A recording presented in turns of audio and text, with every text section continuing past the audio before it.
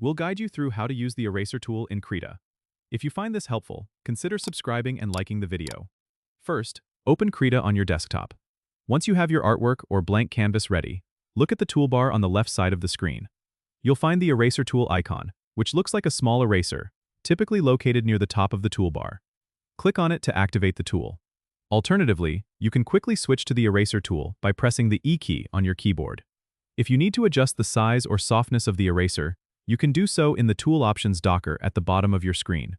Here, you can slide the size to make the eraser larger or smaller depending on your needs. You'll also see options for opacity, which lets you control how transparent the eraser is, perfect for making subtle changes.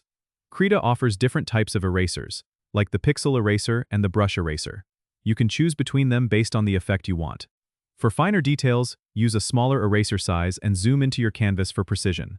If you want to erase in a straight line, click once at the starting point, hold down the Shift key, and click again at the end point. This will create a straight line of erasing.